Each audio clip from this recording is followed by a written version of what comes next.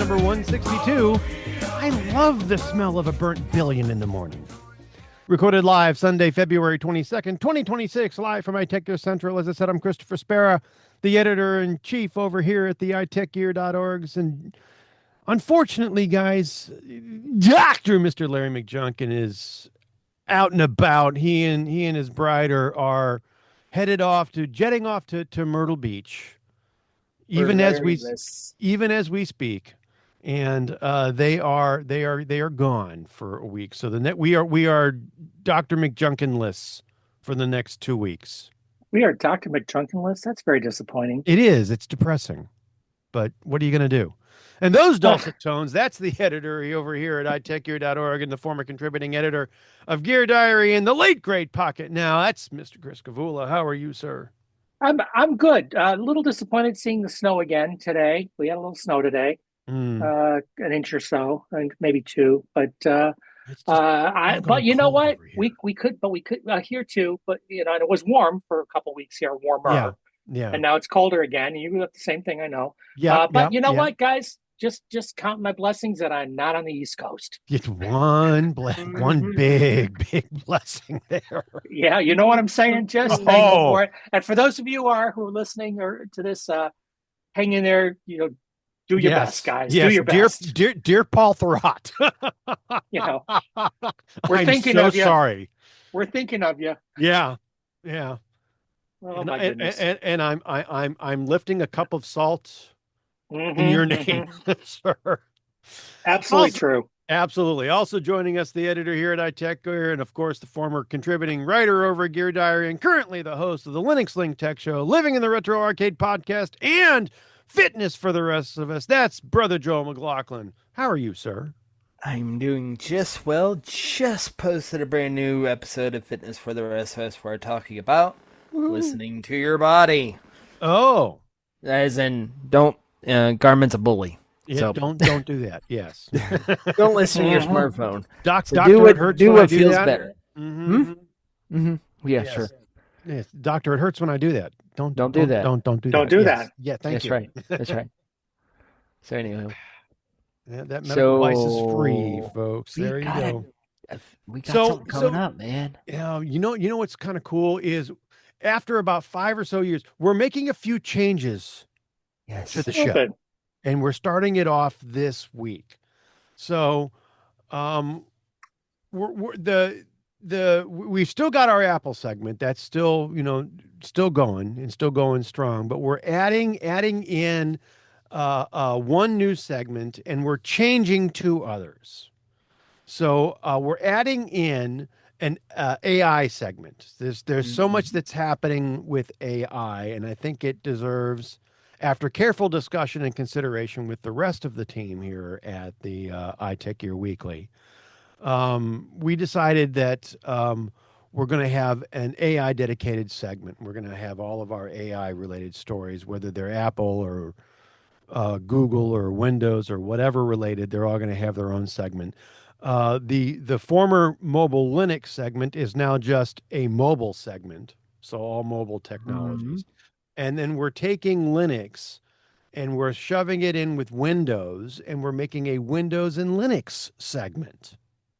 So those things, which is kind of good, because if you're on Windows 10 and you haven't seriously looked at Linux yet, because your PC won't move to Windows 11, this might be a good spot for you to start seriously thinking about it. So we've got that all together there in one spot, and there you go.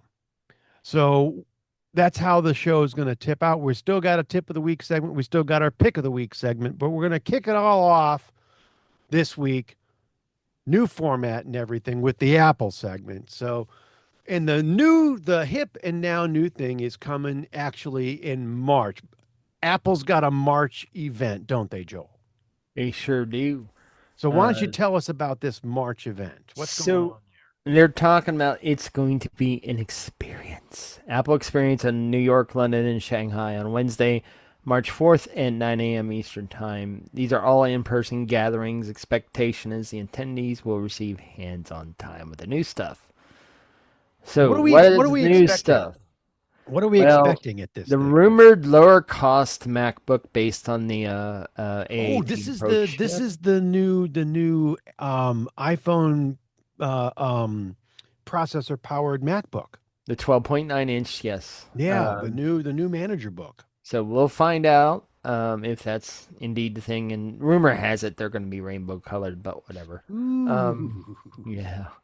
Or the iPhone 17e. Which is That's the iPhone for people who don't want the regular.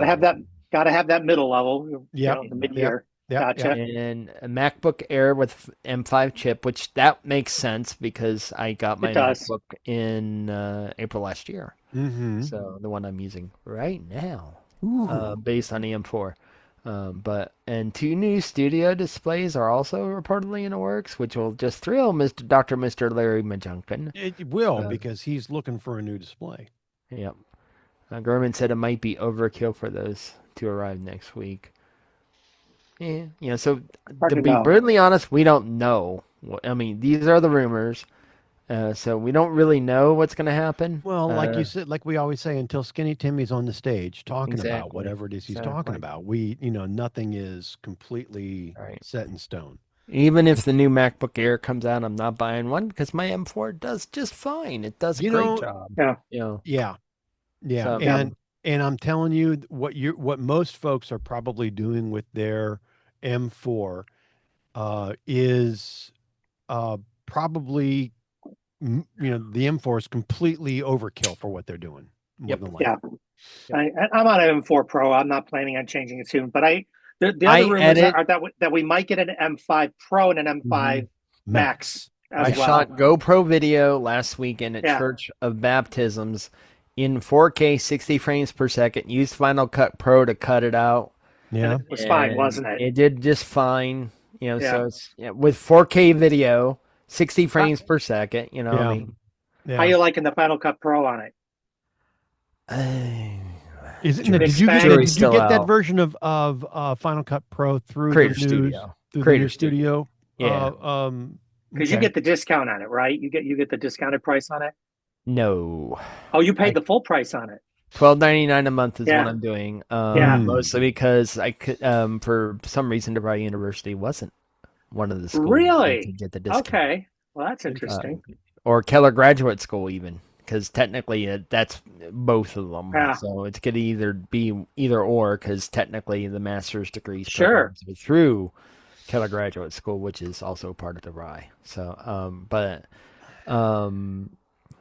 every time I tried to get it in, they couldn't find me, couldn't get me certified. So I'm like, okay, that's fine.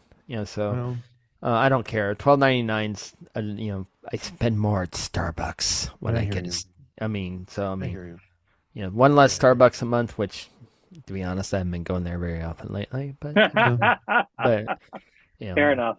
But I will be when I go to Denver, probably. But there you go. So let's see. We'll see. We'll have to see what comes out. I am. Probably, if I had to look at anything, if they had iPads come out, I wouldn't. I probably might look at, and I have an M2 iPad, which still does fine. But if I were to switch iPads, I'm looking for a bigger one. So, because I have the 11-inch one. So yeah, I have the the 12.9 13-inch, and I love it.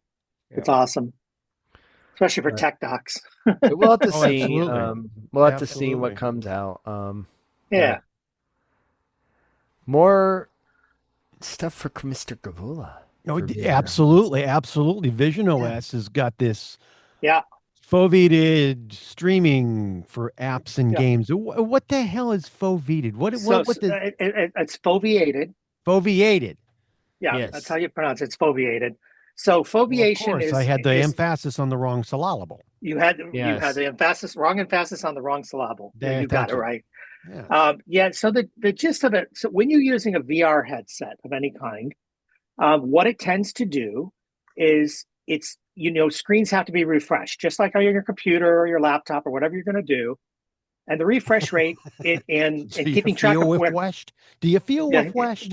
in order to keep track of all the pixels that it has to keep track of when you're in a VR setup, that takes Uh-huh. a lot of energy, takes a lot of cycles. Sure. So what they do is they focus energy on where you're looking.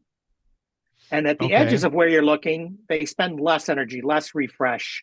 Okay. So foveated is just the whole process of sort of keeping it together. So what they're Tracks your doing, eye movement and where you're yeah, looking, and then and spends the energy there. So now what this okay. is this is saying, so a lot of people do gaming uh, in VR headsets. We call it streamed. Either you're using your PC and running the data up a cable to your headset, Uh-huh. or you're getting it streamed, literally streamed across the net. And so foveated streaming is the new feature, and it will basically do the same thing, but for the streaming content. So in other words, it's going to focus on the content you're looking at the most, and sort of use things to decide what it thinks you're going to be. So if your eyes are sweeping to the right, it's going to kind of preload stuff that's Okay. over to your right, that kind of thing. It's going to sort of anticipate where you're going Okay. with things, and that will supposedly will make the streaming more efficient. You'll Sure. use less bandwidth. It'll go faster. Yada yada yada. Um, there's a couple of companies that have done this before already. The most recent common one that people are talking about is the new headset from Steam. Okay. They're one. They've been touting this, but they're not the first to do it. They like to act like they are, but they're not. Okay. But Apple is now off. They're now offering that same ability in the Apple Vision Pro, and the short form, it's great. But the long form is, it only is going to matter if developers take advantage of it. But the thinking was, by making this feature available, it may make certain apps easier to port. If developers want to port it, because it's a feature they want to have that they have in other headsets. So here you Okay. go. So the Okay. theory is this should help gaming on the platform. That's the Nice. end goal, and it should be very efficient and all that. And the Apple Vision Pro is already a really high horsepower kind of headset, and this M5 version even more so. So Fabulous. it puts them in a good place. So it's a very cool feature. You're going to see, and this is eventually going to mean things for people who are using smart glasses and things like that. All of this kind of stuff will apply to all of these technologies. So it's a bonus. It's nice to see Apple continuing to support the headset, continuing to add features to it, and keeping everything moving forward, or at least current with what's out there. I've always So wanted to be foveated. Mm-hmm. you got to be careful when you're being foveated. That can hurt if you do it wrong. It's also what I've heard. Yes. So there you go. There you go. All right. Better than being bloviated, but Well, There that's you true, go. and it's actually, you know what else? It's actually better than at least in So my true. opinion, than this new version of OneDrive that has come out. Man, I'm telling you, this damn thing is eating me for lunch, and I'm not a fan. All right, so this hit a Yeah. couple of different places. We're setting a link here from our friends over at NeoWin. Paul also covered this over at Thurrott.com. There's a new version of OneDrive for Mac, and it really is supposed to embrace the new Glass UI that's in Mac OS 26 Tahoe. And while you would think that it's normally just a UI based update, it's not. All right, Hmm. they've done a lot more than just giving you a new UI and a new coat of paint here. They've changed the way that the application actually works. Yes, there's a brand new Activity Center UX, and it's based on Liquid Glass, and it's got the Swift UI stuff that's in there, and it says, and Redmond is saying that you open it by clicking on the OneDrive icon in the menu bar, and then you get a nice little blowout menu, and then there's a couple of other embedded menus that actually come out after this. All right. It's also touting support for accessibility options like VoiceOver and full keyboard access, which I guess is nice. Um, on the corporate side, because I've got both a corporate version of OneDrive installed on most of my machines from the last contract that I was on, and I'm still connected to everything over there. And that seems to work just fine. On the personal version of OneDrive, though, this thing is a flipping disaster. Um, you click on the menu bar icon, and it's supposed to go ahead and show up, and like I said, flow out um, pop out menu. Mm-hmm. When you then go ahead and right below the title for the flyout menu, it's got a listing there for backed up and synced. If you click anywhere on the menu other than the greater than sign, the flyout menu just simply disappears and the menu bar icon disappears. Okay. And it may or may not come back. If and when it does, it's likely not in the same place that it was previously. It's probably shoved all the way over to the left. You go and you get Hmm. it again. You have to click on the actual greater than sign in order to get the flyout menu to find out exactly what has synced, what that sync activity is.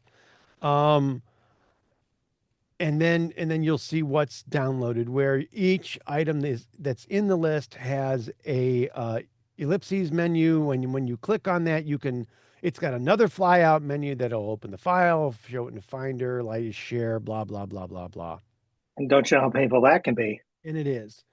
Um, Mm-hmm. My goodness. the Okay. problem that I see here is that there are way too many flyout menus. Number one. All right. You've got embedded um, um, flyouts all over the freaking place, and one's nested out, one nested after the other, and I think it's a little sloppy. I actually liked the older version, not because I was used to it, but because it was a little bit cleaner. I don't give a crap that it now uses glass. All right. Hmm. Could care less. All right. Actually didn't need to use glass because it was, in fact, a menu bar related app to get access to Sure. sync activity because you didn't care. All right. But now there's crap flying out all over the doggone place, and you've really got to watch exactly where you click because if you don't click in the right place, the menu bar icon disappears. Oh, Gesundheit. It's untied. Thank you. My And goodness. I also had a number of different issues and problems with syncing. Hmm.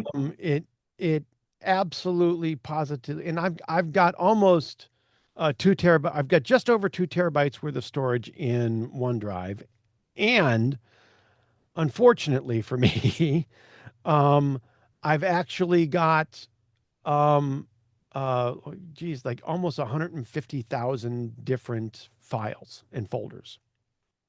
Okay.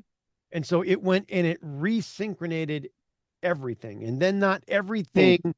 Some of those items re-downloaded, and some of those were actually big items, and I didn't want them to download. They were not Oh. actually set to download.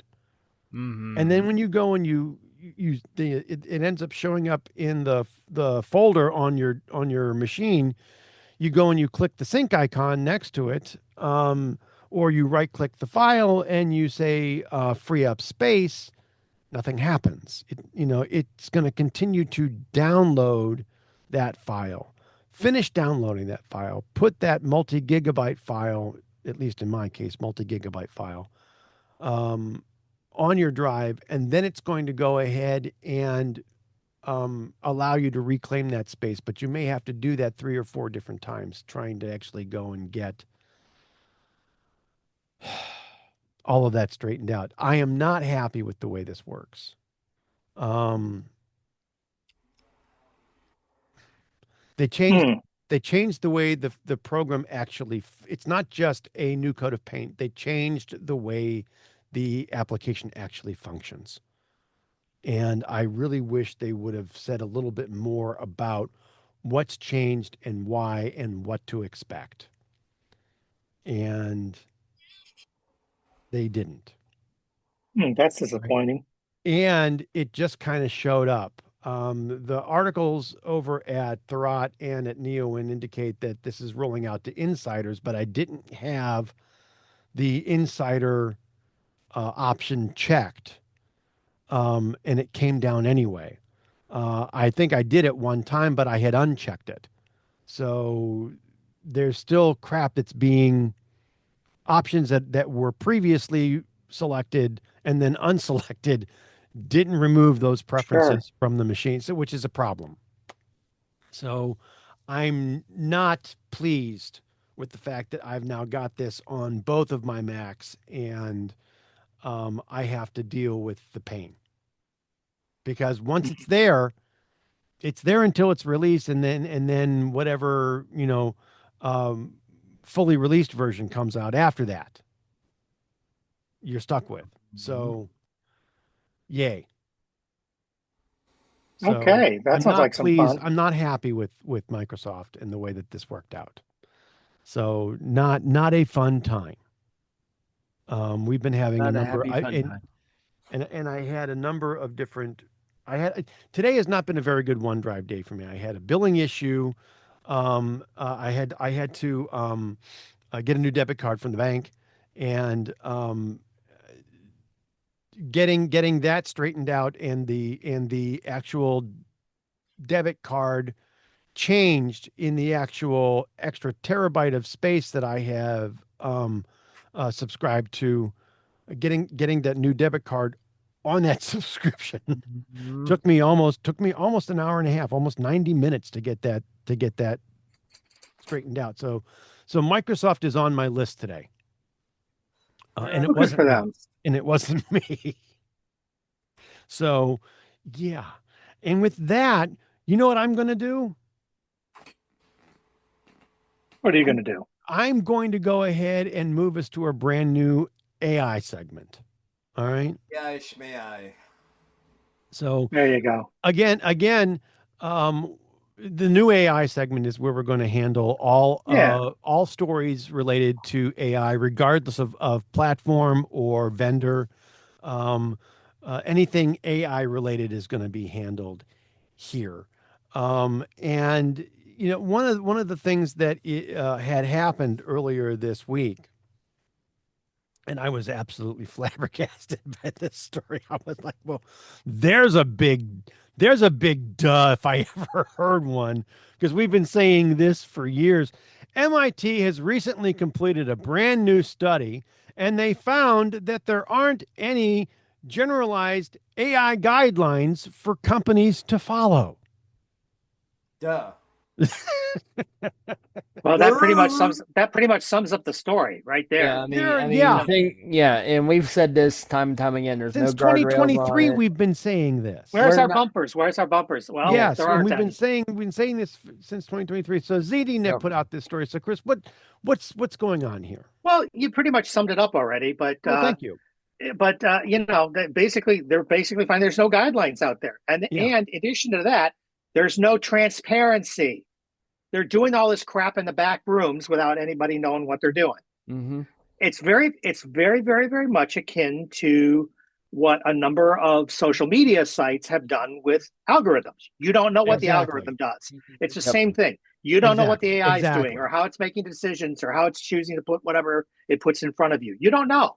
No. And that's what's happening here. They're moving forward, and they're really not sharing what they're doing with the general public. So there we are. And it honestly, it's something that I just don't understand. And there's no guidelines. And the room, some of these groups had guidelines, and then they got rid of the groups that were doing that.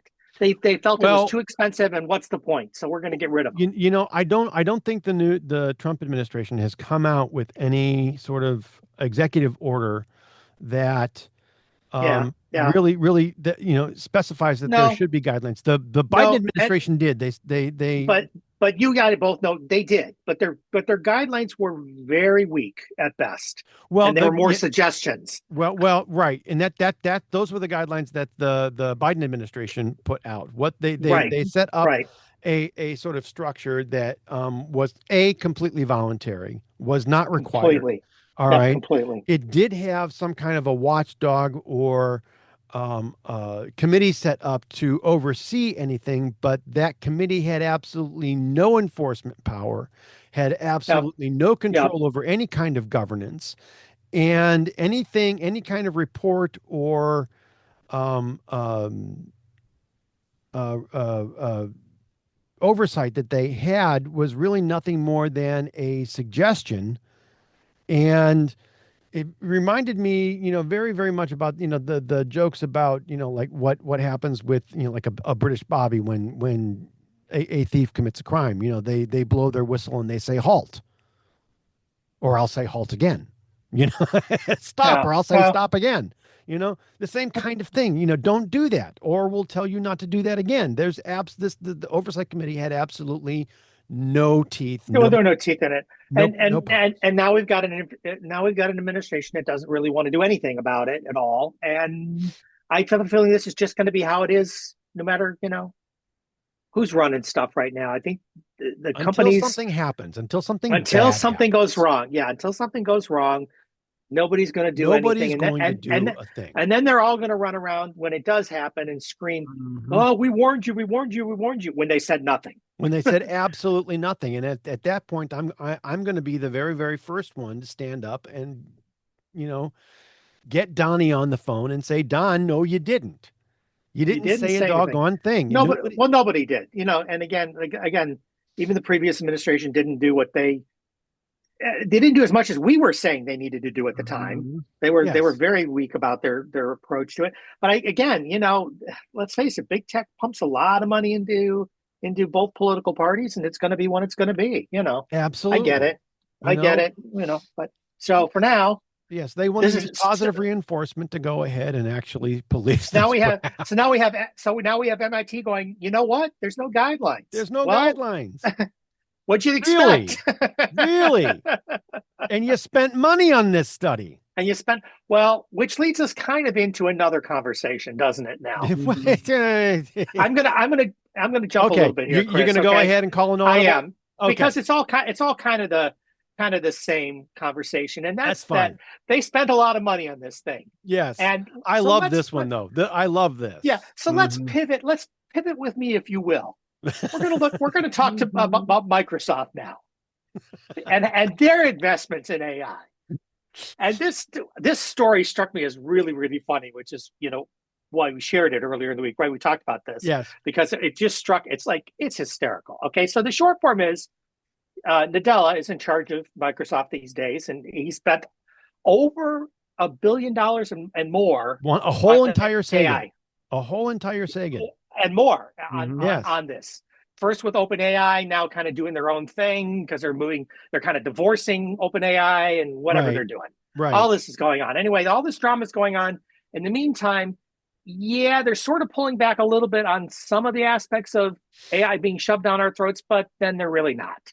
So it's Mhm. all very interesting, and it's very, very soap opera-ish and all that kind of thing. Right. Apparently, this story goes on to that. Apparently, I guess he did it a while ago. Back Bill in Gates 2019 when they first made Bill the Bill investment. Gates said this is a bad idea and warned them. Yet you're Mhm. going to burn $1 billion on this, is what Gates Yeah. told him. You're going to set And the guess entire investment on fire. and a lot of people are arguing that 2026 is going to be the year where this stuff sort of self implodes because people are getting tired of funding the venture capital with no Mhm. results. And Well, not so only this no results, I mean, the rest of the industry is everybody wants to shift to AI because what's one of the biggest expenses in business today is human capital, right? Oh, sure, of course it Is is. people, right? Because not only do you have salaries, you've got Well, training and you've got and management and you've got benefits, et cetera, et cetera. And our it's answer used to be to offshore it. That used yes. to be our answer. Mhm. Now our Yes. answer is AI. But what's interesting about this, Altman at OpenAI is basically saying AI is kind of being used as the blame for all of these job cuts and whatnot, and saving on your human capital as you were. Hmm. But he's saying it's not really what's causing that to happen. It's kind of a red herring. It's not really the cause of all this. Do you believe So that? yeah, because why? Why? Because Why do you I don't think why? because I don't think companies are seeing the return on AI. And so they're not being able to get rid of the people that they thought they would be able to get rid of. I'm not saying it couldn't be, but I'm saying it isn't right now because here's what I think. Not really, I think a lot of they're using it as an companies excuse. are dipping into that pool. They're tossing their hats into that ring. They're laying off the people.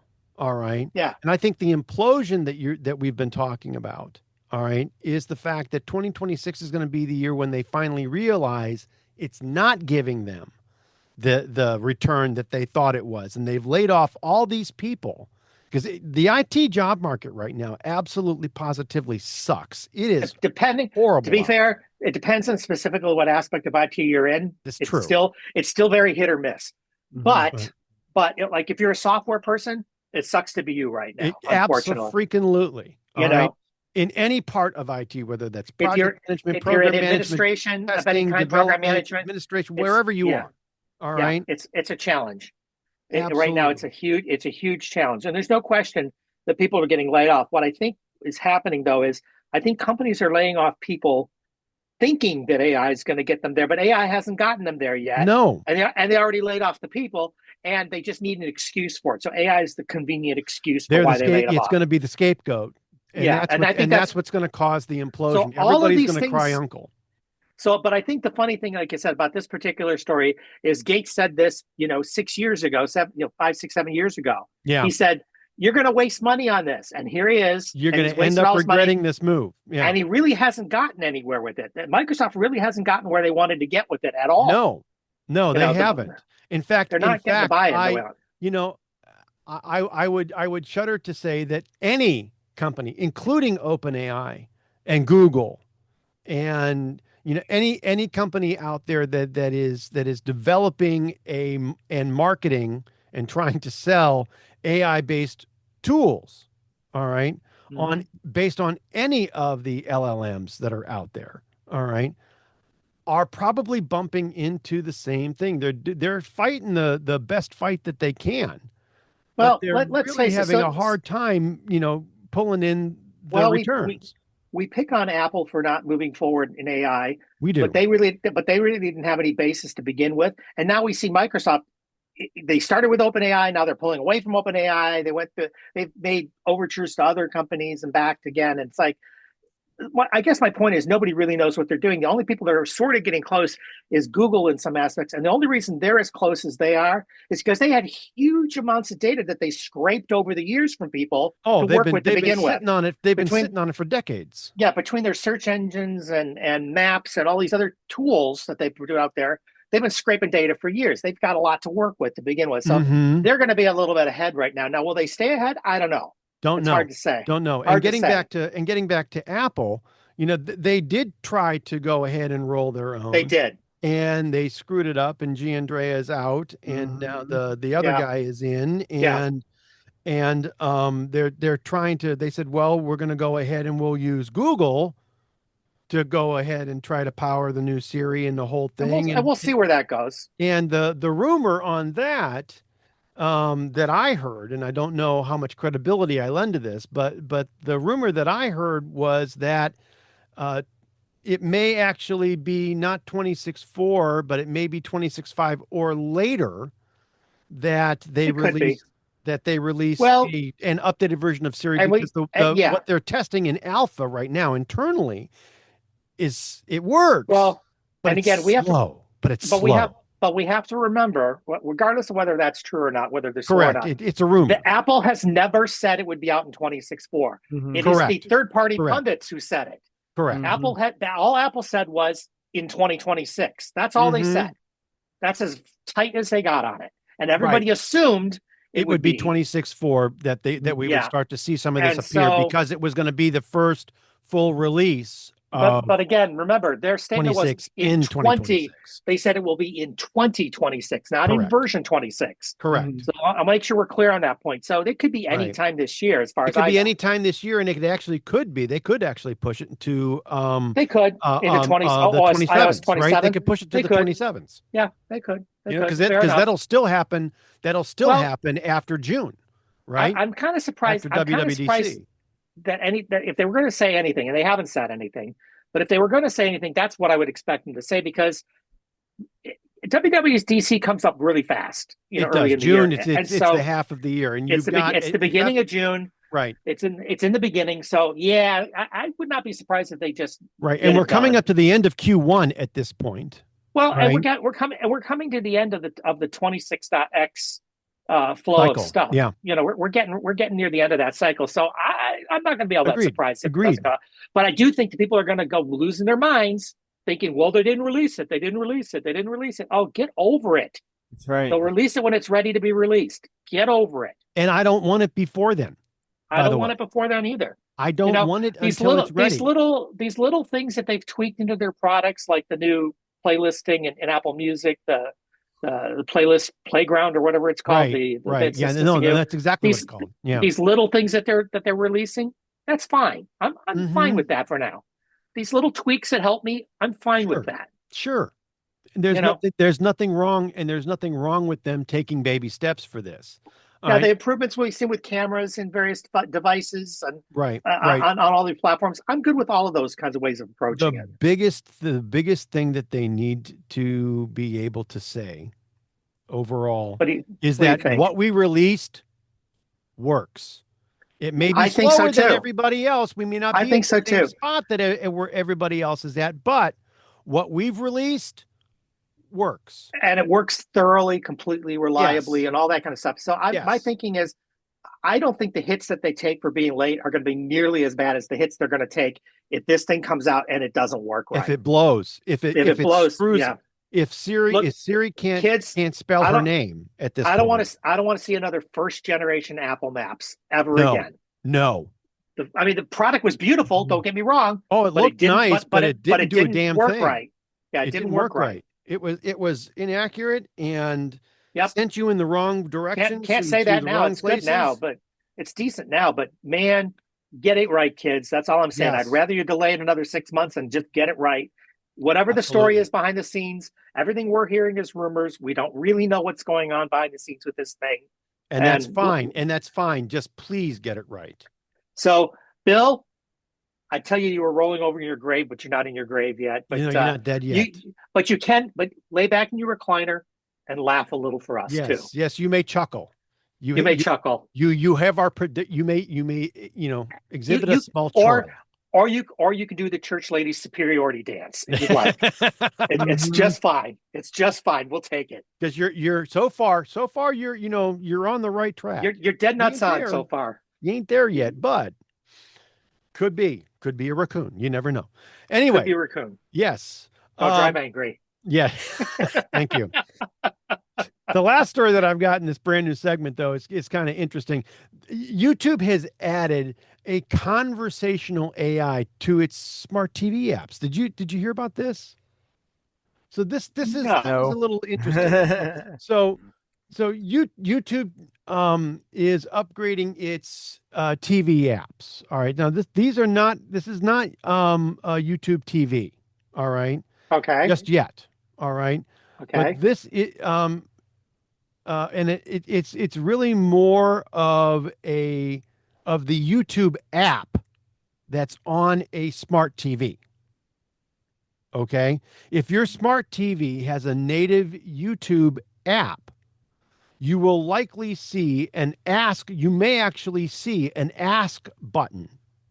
All right. Okay. Somewhere on the screen. And if your remote has a microphone button, if you move the selector over the top of this, and either tap the microphone button or hit the select button, you may be able to speak into the remote or loud enough if your TV has a mic, to be able to ask a question about the video, and then the AI will come back with an answer to your question.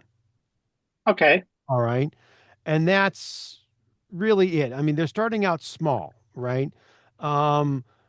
Like I said, it's really more of of the actual YouTube app and not YouTube TV. But if your smart TV has a YouTube app, you may be able to actually initiate a conversation with Gemini to be able to ask it questions about the video. Mm. So, um, and again, um, you got to take it all with a grain of salt, right? Responses draw information from YouTube and the Sure. web, but the YouTube team is warning everybody, and they've said this in their FAQ, that some of the answers may not be entirely accurate. Ah, Okay. okay. Um, and you're only going to be able to use the ask button if you are in fact signed in to the app with your Google account. Huh. So Okay. they at least want to be able to use your mistakes or the mistakes that the app makes with your account. If they need mistakes, we can always point them at our mistake-a-thon. This is true. If they want to go ahead They're and looking do for that, mistakes. we can go ahead and spin the wheel for them too, right? Um, they're probably going to want to go ahead and learn from that mistake. However, the company says that it is not using this data to show you personalized ads. Sure. I want to say yet. I don't know. Yet. So, but at least that's the story. Conversational AI is being added to the YouTube app on some smart TVs if you're Okay. signed in. See, there's another use for AI. There you go. There, yeah. When it works, according to them. If and when it works. And it's not necessarily going to speak back to you. It's going to go ahead and throw the answer up in text on a flyout window from probably likely the right side of the screen. So watch for it. Or whatever side of the screen that the ask button is on. All right. It'll probably fly out a panel and then throw the response on the screen that you have to then read. All right. Now, like I said, it will go ahead and use some accessibility related tools. So if you've got accessibility turned on, it may actually the TV may actually read it to you, but it's going to be in that computerized TV voice and not the voice of the AI. So there you go. But that's it. Mm-hmm. All right. And that is the brand new AI segment for the week. All right. Welcome everyone. Welcome everyone. In way of welcome. So I'm going to go ahead and move us to our newly reformatted mobile segment. All okay. Right? And this is where we're going to go ahead and handle a lot of probably it's going to be like a mobile and internet sort of thing, but because you're going to find some things related to generalized mobile stuff here. Google has recently unveiled the brand new Pixel 10a. So they've got a new A series device. Yeah. Joel, wake up. Wake up, Joel. Yeah. Get out the smelling salts. Yeah. Basically. Is this a whole lot of meh? Pretty much. I mean, if you have like a relatively current Google device, I would even say a Pixel 9 Pro XL is not worthy to replace that with a 10A. Not well. This is also a mid-tier device too, where the XL is really the flagship, the bigger flagship. The pros, it's not a pro. Crappier camera. I mean, it's only got the same 48 megapixel camera and ultra wide that the 9A has. Updated chip, keeping the same price, flat styling, so no humps. Yeah, I think I had read one of the reasons why some of the specs are kind of meh and not that different than the 9A is because they were trying to retain Pro XL.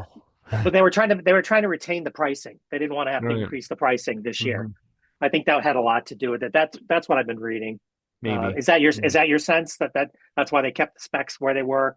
Probably, yeah. Well, at least in the camera. There is one change. One I think notable change to this is that the back is flat. It doesn't have the hump. Yeah, Joe mentioned that already. He did mention that. Right. Yeah, that's cool. That's very cool. Yeah. So this thing is going to lay flat. And I think that's a big deal. I think that is a bigger deal than most people would probably think. I would agree. Yep. Being a person who's annoyed by it all the time, and I am, I would totally agree.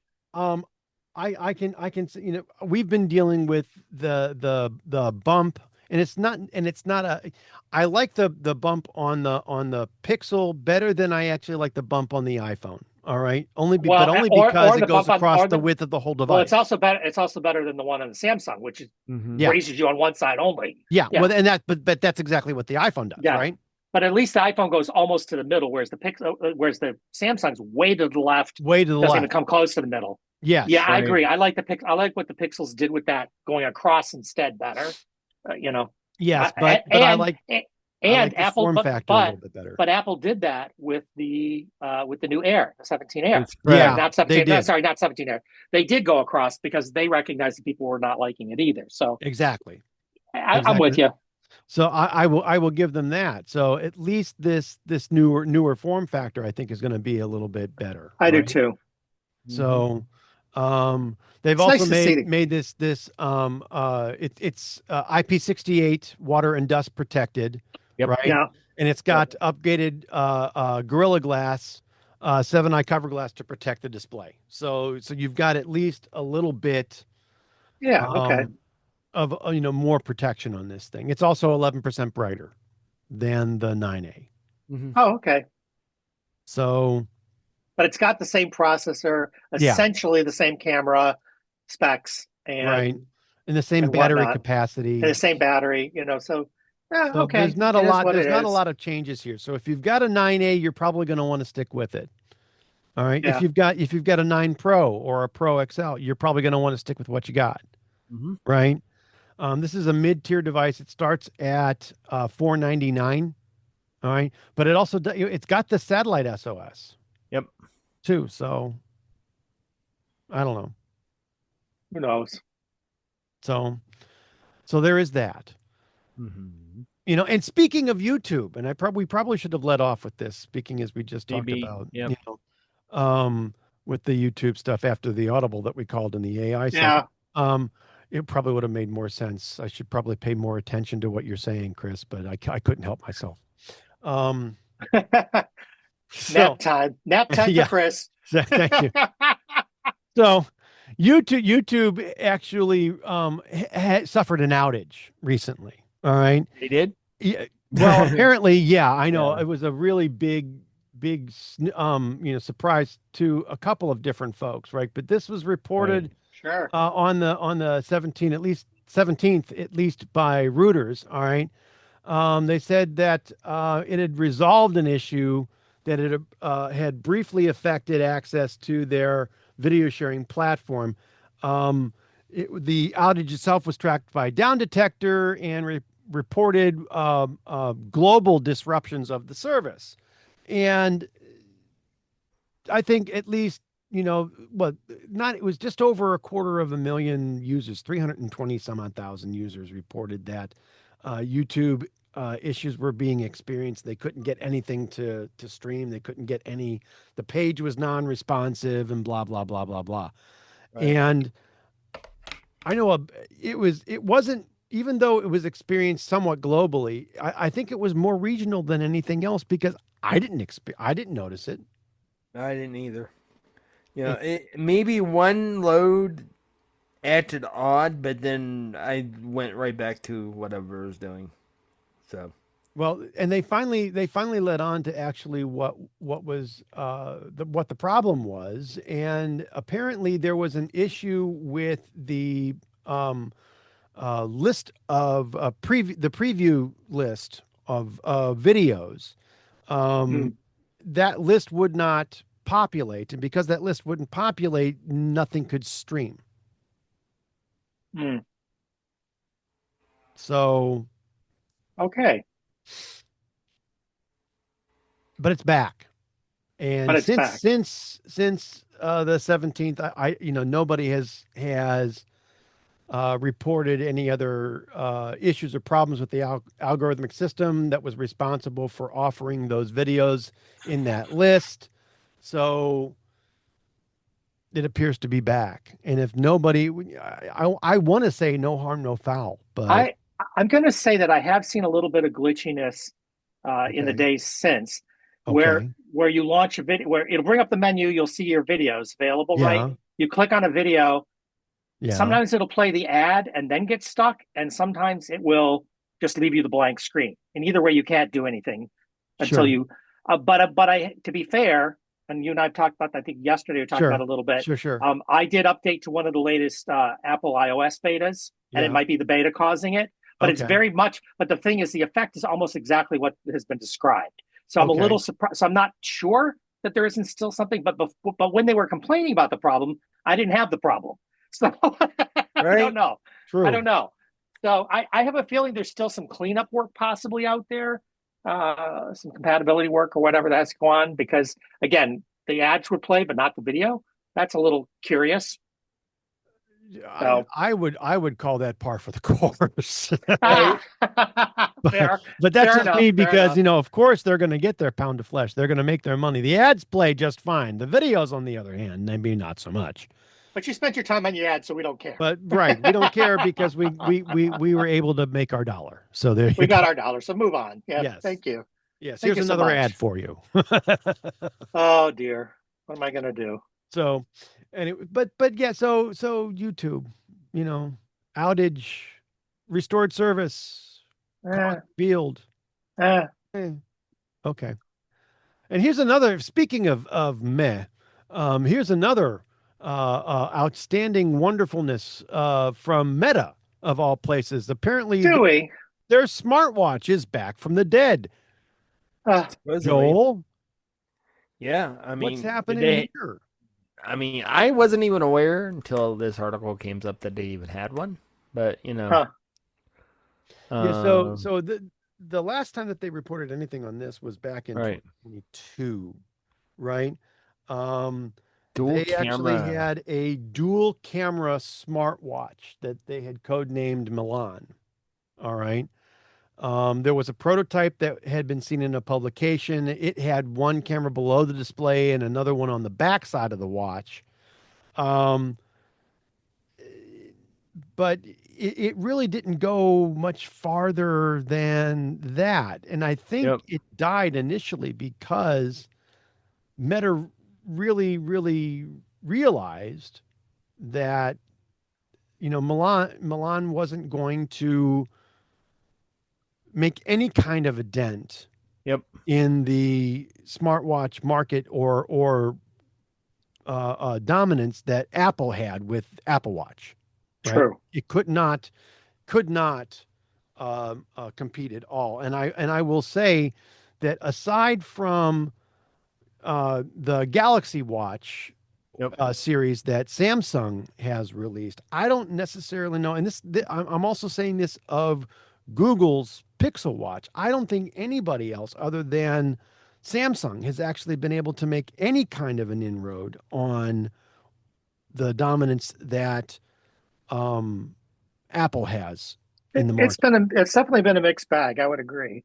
You know, not to say that things like the Garmin watch or that you have, Joel, Hmm. or that any of the other watches that are out there, either from OnePlus or some other sort of Wear OS watch or the watches from Samsung, aren't good watches because they are. All right, they're decent at Yeah. every watch that I've seen and that I've picked up for myself, um, has actually worked and worked out pretty well.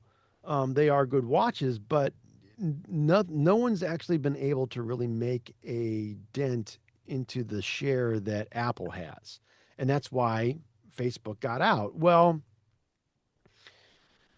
their project is back. The new project is codenamed Malibu 2. All right. Right. Um, and it's not immediately clear if there's going to be any cameras on it or nerve sensing technology. Um, and I don't know exactly how they're going to go ahead and compete this year or how, if at all, that it will pair with, the or work with, the Ray-Ban display smart glasses that they've got, right? That are freaking everybody Sure. out in the bathrooms. We had joked during the Well, last week we were pre-show. talking about, We were, yeah. yeah, I mean, we were laughing about it, and the joke was, well, of course, you're going to be able to stream the video that you're taking in the bathroom right to everybody's Oh smartwatch, yeah, you yeah. know, which of course is going to be fabulous, right? God forbid that it would be able to do anything like that, but Ugh, but yeah. we'll see. I mean, it may happen, it may not happen. I'm not surprised that they are trying to do something. All right. Because how many, Sure. I mean, how many different versions of a foldable iPhone do you think Apple has actually prototyped over the years? All over the place, I'm sure. I'm certain that they had an accordion style, a multi-screen style, a style, a fold style, a number of different ways, and with the different types of screens and different types of, front and back screens and blah blah blah blah blah. I mean, if somebody's thought of it, they've probably prototyped it, and they're probably doing the same thing over at Meta with the watch, trying to I work would think this that's thing out. probably true. Trying to work this out. So I'm not surprised that it may be back. Um, I Yeah. don't know. It would have to do something really interesting to be compelling at Right. this point. You know, seriously, it would have to do something really compelling. But that's Yeah, just me. I don't see that happening, but Yeah, I don't I know. don't either. I really don't know. I don't know. I have no idea. Um, but we'll see what's going on. I'm going to go ahead though and move us forward. And move us to our last story in the mobile segment. This is an interesting one though. Yep. This one though, and we're citing something over here at Web Pro News on this one. and they're basing on the Android Authority, so Right. it's got a So couple of so this is conversations. this is a he said she said sort of thing, but Google Android apparently at one point kind of killed the wide foldable, right? Um, Sort of. but it Yeah. may actually now be coming back, which supports the story that we had last week with a wider Samsung Fold 8. Well, so here's the deal. What they're saying is it's basically the reason that wide foldables have not succeeded in the end. They've basically only been in the Android space so far. Correct. Discount Microsoft Surface Duo. That was a dual screen device. That's a different kind of animal. True. If you want to argue about it, that you really. But the True. foldables, it's the same reason. If you get back to it, as to why Google has had trouble in the tablet space. Google has not spent any energy making landscape formatting kind of. They don't force applications. They don't force the vendors who manufacture and put out these applications in their guidelines. They don't really force anybody Correct. to do anything. So Correct. what's happened is nobody's taken any effort to support multiple screen resolutions like they should. It's all hit or miss. True. And it's been left to people like Samsung to fill in the gaps, for things when they want to on their foldables or whatnot. Mm-hmm. That's problematic. And so Agreed. what they're basically saying is it's Google's fault and Android's fault that wide format have failed because Google won't put any effort into making these other formats a thing. But what they're saying now is with Apple getting into the space and likely to release a wide wider format screen device, right. that is likely going to force the issue back up onto the table again. Sure. And the only people, and they're saying the manufacturers can't address this. Google has to address this. It's got to come from them. The support guidelines has have to come from the them. OS, right? And the guidelines have to come from them to say you need to support these formats. You need to, address these things. And I think that's been their weakness in tablet for a long time. They haven't taken advantage of it like they should. The only people who have are Samsung, and Samsung's taken advantage of it, and their tablets sell fairly well. Right, but those modifications, the reason why they made the modifications, they did that. They set up their own guidelines for a wide, quote unquote widescreen tablet or a landscape tablet, and that's why their foldables have done better than anybody else's. Yes, No. They went ahead and built it in. Yes, that's the theory. So, but they can't make the problem is even with doing that, you still have glitches when you use a Samsung a foldable device, for example, or a tablet, because the apps don't format correctly for it. Not all of them. No, correct. Only a few do. Some do, some don't. Right, and those that do were written specifically. And those are the ones that we use, right? Right. When we use those. Right. And you and I both love, the Samsung, the foldables. Yes. We think they're pretty good, but they could be better. And this is one of the weaknesses in those devices. Absolutely. They could be extremely compelling. But this is one of the challenges they have, and they basically say, again, these articles are saying it's really kind of Google's fault because they never enforced the requirements to do these things. Agreed. And they really should have done that. That's what they really should have done.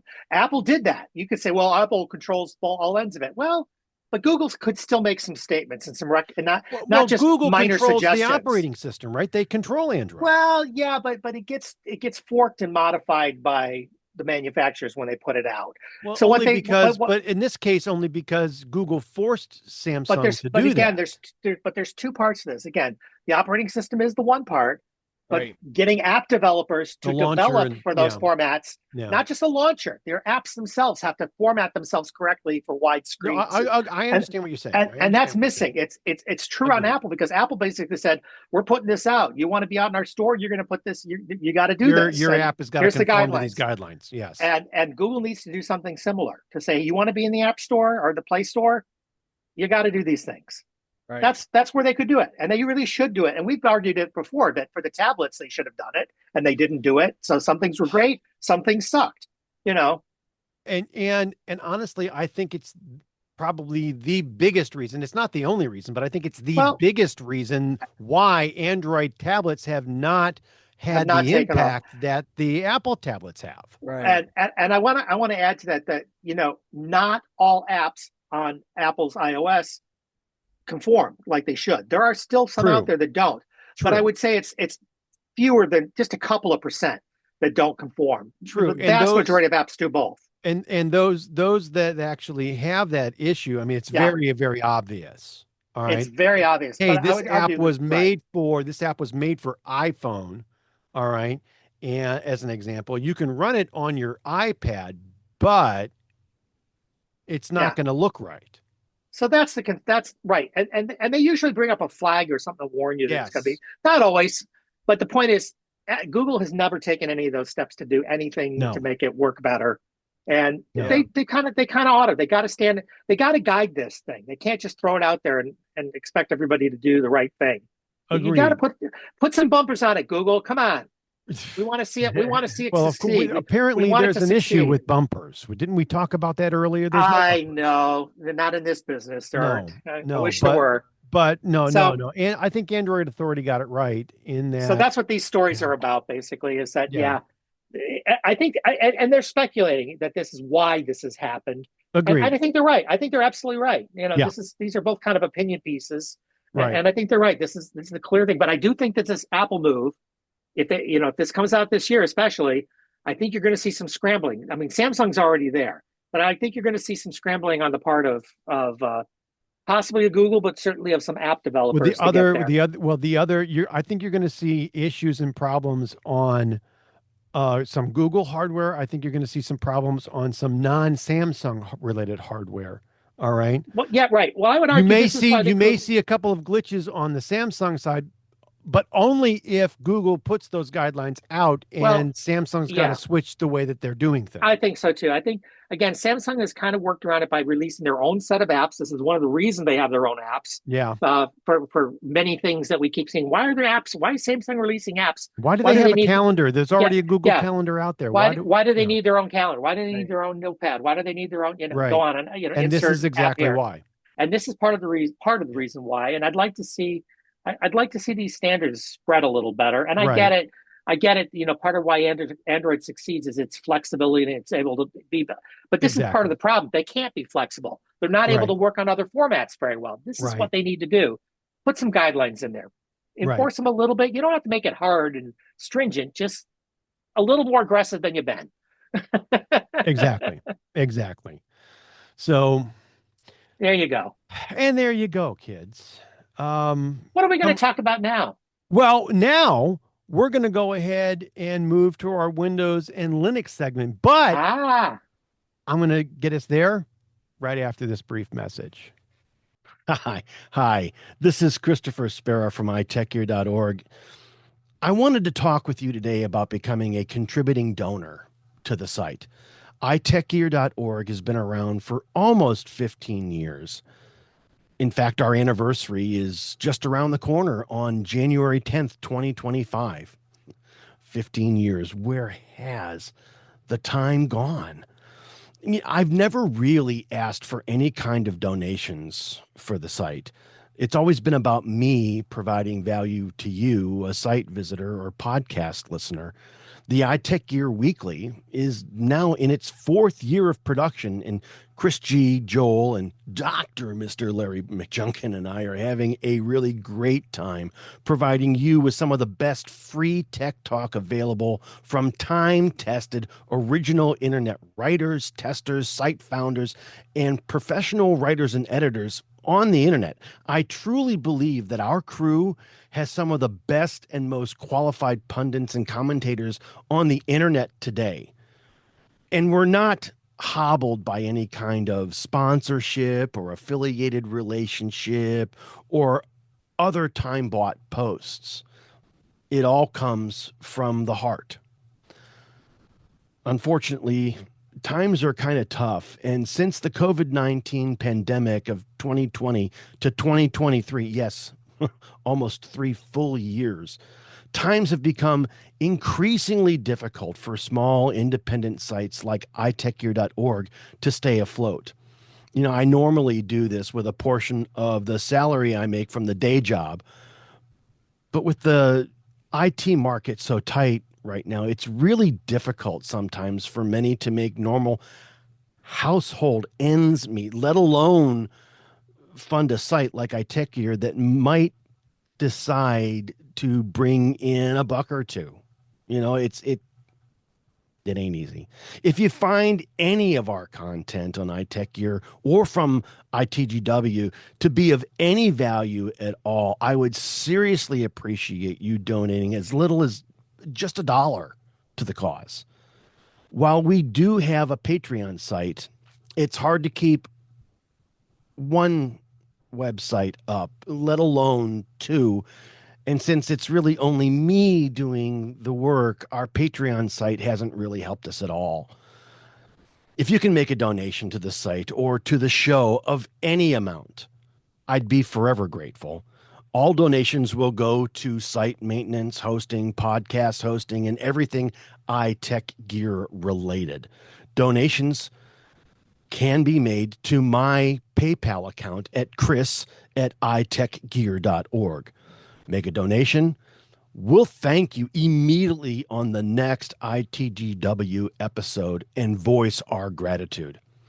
I want to thank you. We appreciate your consideration, time, and attention. Now let's get back to the latest iTechGear Weekly episode. And welcome back to the iTechGear Weekly, episode number 162. I love the smell of a burnt billion in the morning. And I'm going to go ahead and I'm going to move us to our new Windows and Linux segment. And yes, we're still going to do the Mistake-a-thon when we have one. I've held off in actually throwing together a Mistake-a-thon or having Joel spin the wheel for us, but only because we really have been hitting them hard, and I don't want to. And they deserve it.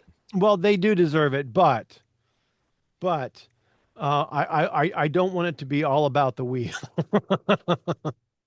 Oh, so, why? But because the wonderful things he does. Yeah, because of the wonderful things. We're off to see the German, but that was last week. So anyway, that was last week. So did you hear this week that Microsoft is again splitting the operating system? This time they're doing this in the Canary channel. They're doing this in the Canary channel in the Windows Insider program. They are splitting. They're splitting the Canary channel. This is shit. Well, let's preface this a little bit. Let's preface it a tiny bit because go ahead. Let's remind folks that in the previous month or so, yes, they split the regular Windows releases, the 26 H2 that's sorry, 26 H1 or H2 that's supposed to come H1. out. Okay, so what they did was they only released that for the brand new ARM-based chips that are coming out, and these would not be the old newer. ARM, these are not the existing ARM chips that are out there. No, and I want to make it clear: not the existing or older ARM chips, and not the Intel chips. They Correct. only released it for the newer one, so they split it off once already, right? And now they're going to split it again in the Canary channel. Which, by the way, for folks who don't know, the Canary channel is call it the early beta channel. Yes. So this is what I would call it. and this is actually named, they named this the Canary Channel because in coal mines, miners used to take caged canaries down into the mines with them, and they knew that if the canary stopped singing and was found on the bottom of the cage, there was gas, and they needed to get their asses the hell out of the mine. Probably a little problem. Yeah. Yes, There's probably a little problem. So this is why this is called the Canary Channel. This is the ragged, hairy, bleeding edge of not quite alpha, but close. yes, it's just gotten out of alpha testing and they release it to quote unquote the most daring beta testers that they have. These are the ones that don't give a shit that this is on usually on hardware that you don't care if it dies and you have to completely reformat everything and start Parachute. from We don't need a scratch. stinking parachute. Yes. That's what this is, that group. Yes. So not only did they go ahead and split the ARM based Windows into two different camps, one for Windows on ARM for older processors, and one for Windows on ARM with all the newer AI based Copilot PCs. They're also splitting the Canary channel now into two different routes where well, according to Microsoft, this is exactly what they're saying.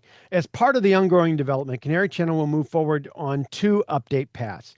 This will help us validate platform changes at different stages while continuing to deliver new features and experiences to insiders in the Canary Channel, which is basically saying one side's going to get one set of updates, one side's going to get another set of updates, and they aren't going to cross the streams. So one side's going to be one set of features, and another side's going to be another set of features. They kind of sort of did this in the dev channel too, believe it or not. They've got more than one set of dev builds that are out there, and sometimes you get one, and sometimes you get the other. Well, we know they've been doing A/B testing for a long time now. Yeah. So yeah, this is kind of like that. It's kind of like that, but not really. They're definitely it's you actually have to make a choice here, which way you're going to turn. With the so ARM-based how are they processors, labeling these? How are they calling these? I'm not. Did they say yet? No. But the on the actual announcement, they available starting today. And this is reading from the Windows blog. Available starting today, insiders can take an optional update under Settings, Windows Update Advanced Options, which is an optional update that will move your device to a new active development build 29.531. And once you opt into this pass, future build will be identified as a 29.500 series build and newer. All right. So you're either going to go stay on the 2800 series or you're going to get on the 29.500 series. And the way that you do this is by choosing this optional update through advanced options, optional updates. Did I forget to mention I've already got a headache? Yes, you did. But you know what? I don't blame you. This is crazy. This is just getting crazier.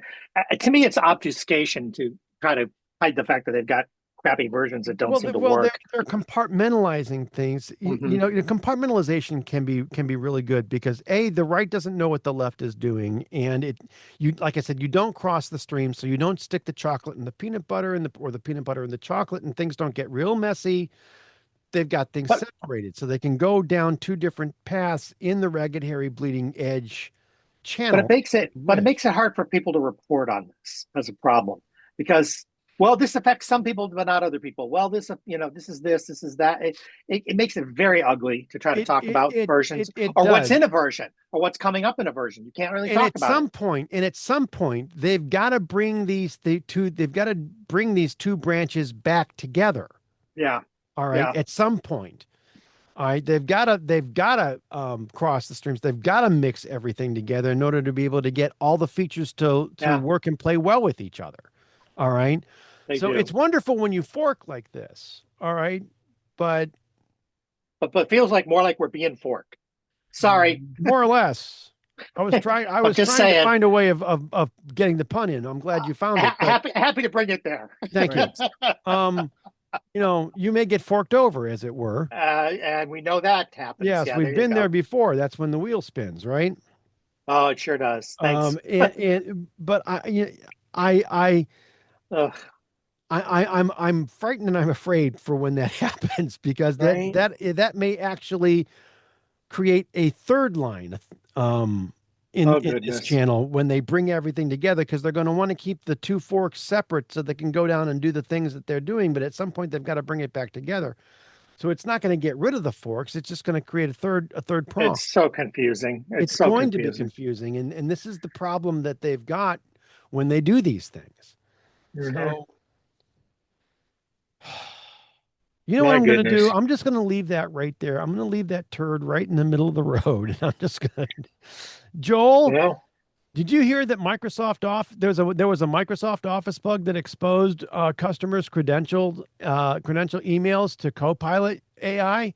Yeah. Why don't you go ahead and talk about that one? So I'm going to try to scrape this crap off my shoe. Right. Okay. So, so apparently there was a bug in Office 365/Copilot that exposed your Outlook confidential Outlook emails to Copilot. So, there's a bug report first reported by Bleeping Computer, allowing Copilot chat to read and outline contents of emails since January. If the customers had data loss prevention policies to prevent ingesting their sensitive information into Microsoft's large language model. So it's been ingesting it into Copilot at least since January.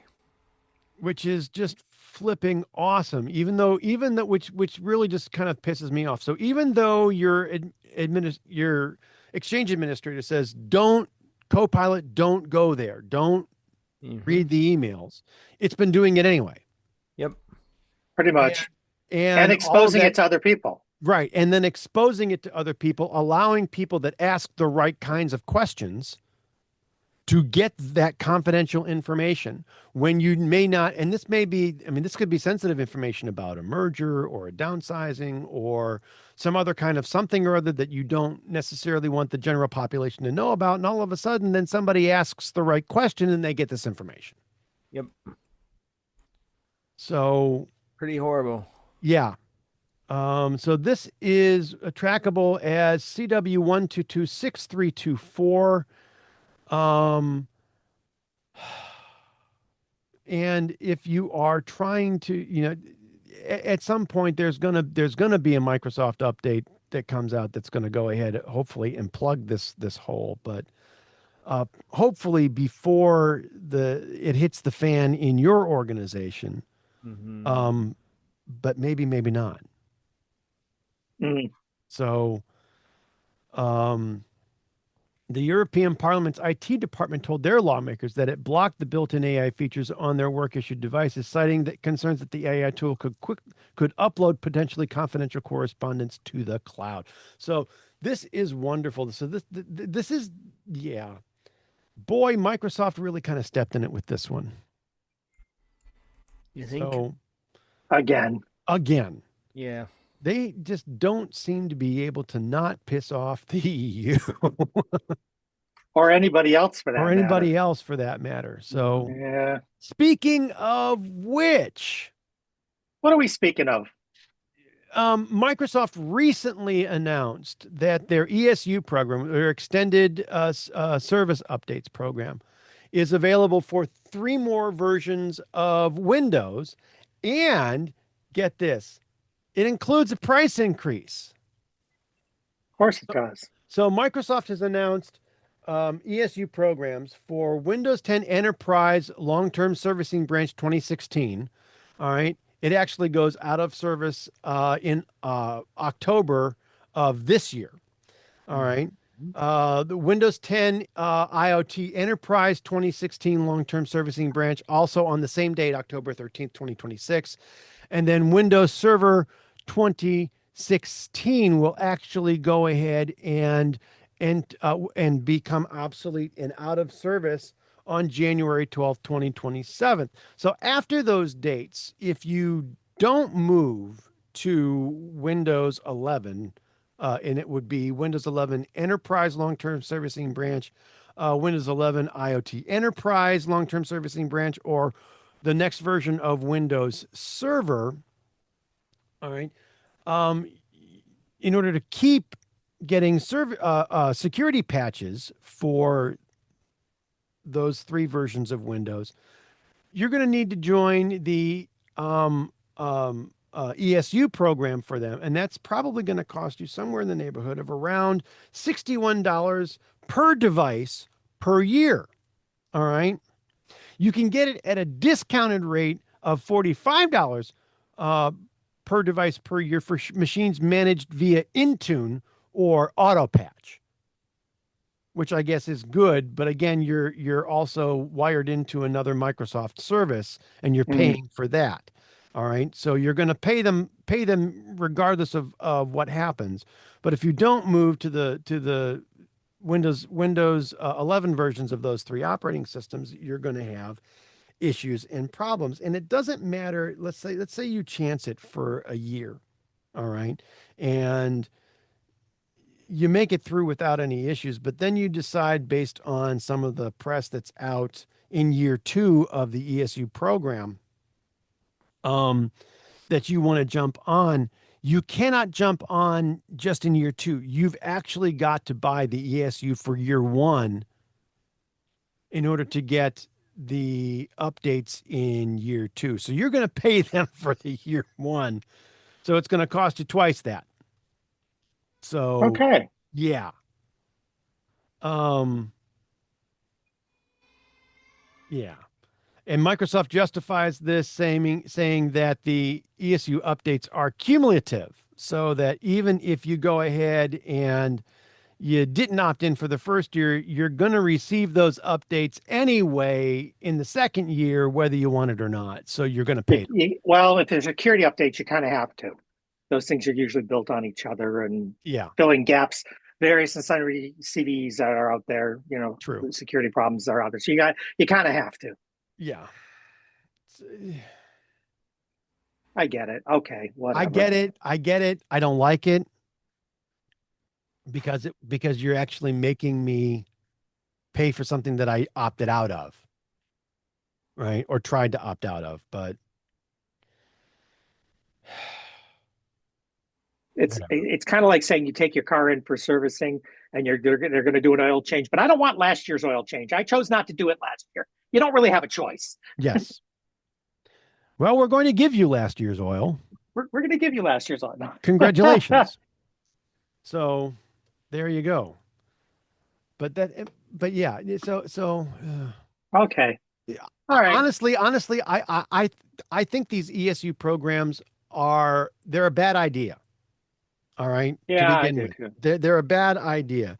At this point, I mean, Windows 10 is more than 10 years old. Get off the platform. Yep. All right. Get off the platform. You've had more than enough time to figure it out. You've had more than enough time to pay for the hardware and completely depreciate it. I understand that you're trying to go ahead and now save money, even more money, by continuing to use the older hardware, but it's kind of like if you're ending the platform, end the platform. Yeah. Yep. Just be done with it. And be done Pull with the it. Band-Aid off. Pull the Band-Aid off. Yes. Force the companies to go or or pay the piper. And then we'll complain about that, but we'll move on. We'll complain about it and then move on. That's what it is. Yes. You won't like it, but yeah, exactly. But you'll get over it. You'll get over it. Okay. And that's the Windows and Linux segment.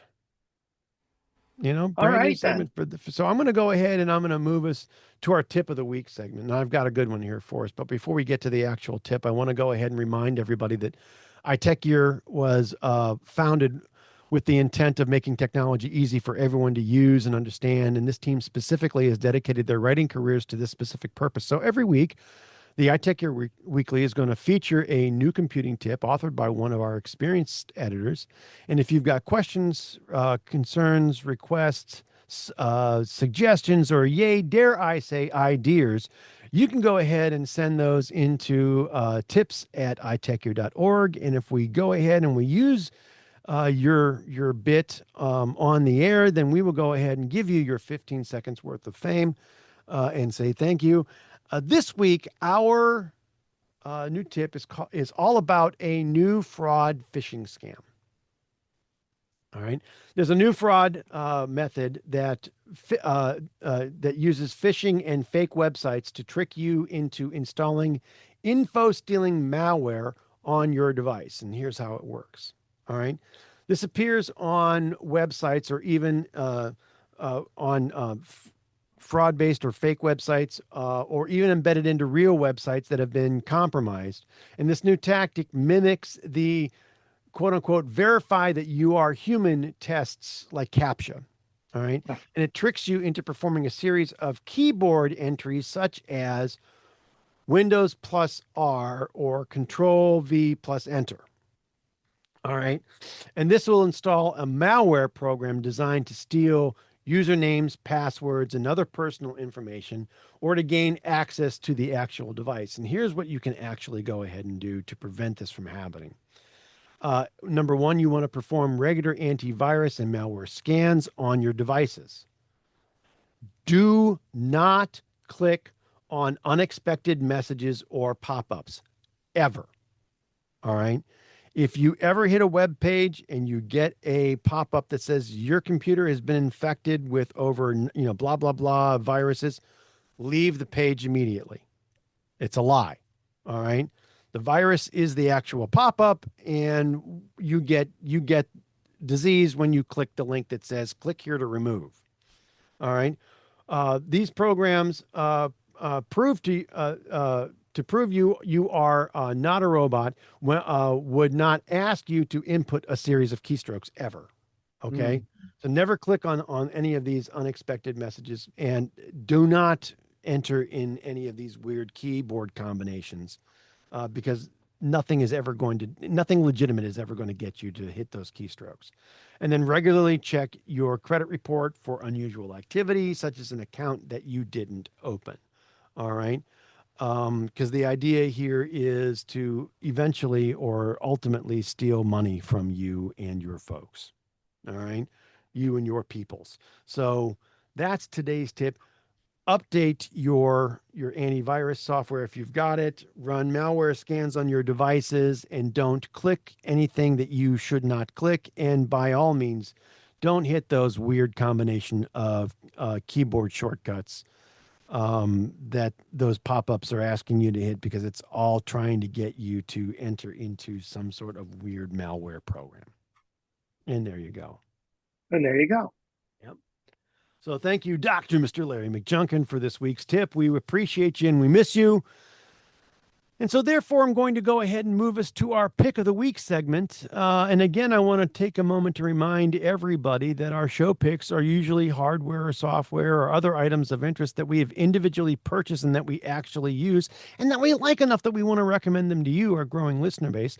These are not paid advertisements or any item that we might have any kind of affiliated marketing relationship with. If they were, the editorial policy over at iTechGear.org indicates that we would have to go ahead and tell you about that up front. These are just things sincerely that we believe in, that we bring to you at the end of each show. Why? Because we like you. Like you. There you go. Yeah. So this week, I've got the pick, and I'm recommending VMware Fusion for Mac for a couple of reasons.